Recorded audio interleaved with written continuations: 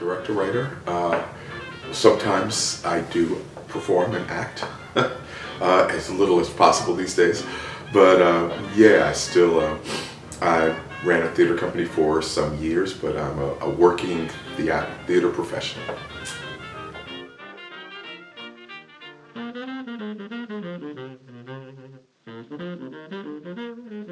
I started theater, actually started theater in 1978, ooh, it seems like forever, in Atlanta, Georgia, a theater called Jamandi Productions. I actually got into the world of theater quite by accident. I went to a place called Amherst College in Amherst, Massachusetts to be a lawyer. I was a political science major and stumbled into a theater department. And actually I was in Chicago doing an exchange at University of Chicago, and I saw a high school buddy in a play. And somewhere it just clicked at that moment. I was a sophomore that I think this is really what I want to do. I started initially thinking I was going to be an actor. I mean, I was performing in a student production at Smith College, and I kept trying to tell the director what he should be doing, and he said, you know what, you should direct. You should just decide, but in this production you're an actor, and I think I'm going to pretty much handle the directing duties. So I took a directing class and started doing both. And so I started writing and directing and acting. So then I went to graduate school at Villanova for about 15 minutes. And they told me that I had to choose one, that I either had to direct, write, or act. And I had just finished doing this senior thesis and this production in the summer that was endowing a scholarship in my father's name for Morehouse College, School of Medicine at Morehouse College. He was a physician. And decided, no, I think I want to do this forever. So created this vehicle called Jamandi, which was my family's, an acronym for my family's name, J-O being Jones, M-A being Ma, my mother, Ann being Andrea, my sister, D-I being Diana, my other sister, and we created this thing called Jamandi Productions. And from 78 to about 2000, did about 350 productions in Atlanta and around the country and around the world.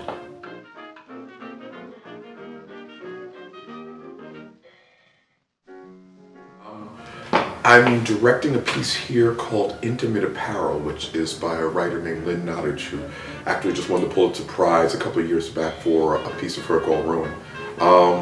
She, I think, is probably one of the 5 best writers, black, white, female, male, writing in the world today.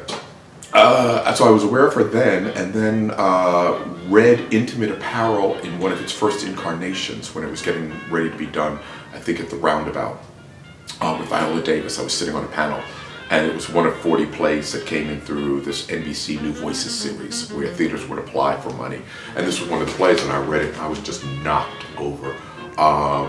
One, because of the language, the ways in which she writes, the characters she develops that we're not always accustomed to seeing them in African American theater. She was writing in a particular time period.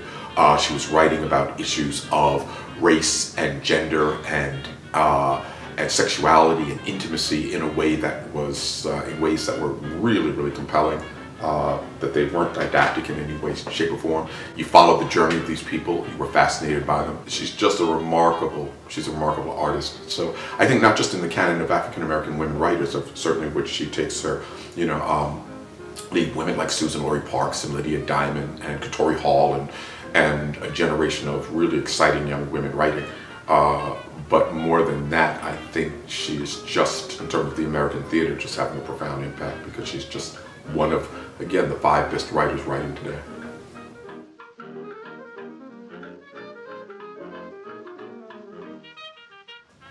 The biggest thing is just be passionate about it, be truthful. It's a hard profession, and it's seasonal, and there are times when, it's either feast or famine. You're always working or you're not working at all, and I think you have to begin to find your own balance.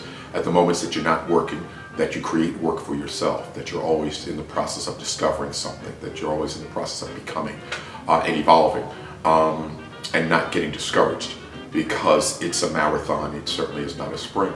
And at the moment that you are working a lot, that you find the balance, that you begin to not just get so indulged in quote unquote the art and the theater that you forget to live your life. Because in fact, the life that you lead is what you're going to draw on in terms of the art that you do.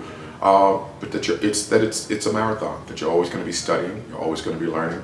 I've been doing this for 30 some odd years, and I'm amazed that each project I do, I learn something more about myself, I learned something more about other people. I learned something more about what it is to be a human being and a male and African American, and that there's always something that you're gaining. And in doing that, that's in fact what you then reinvest in the art, that you bring that content of your life and your experience and how you view the world back into the work to try and illuminate it in some way, shape, or form.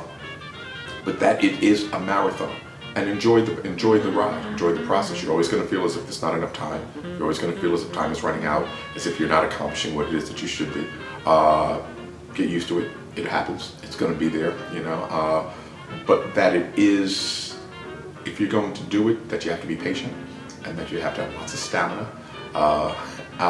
But enjoy the ride more than anything else, and constantly study.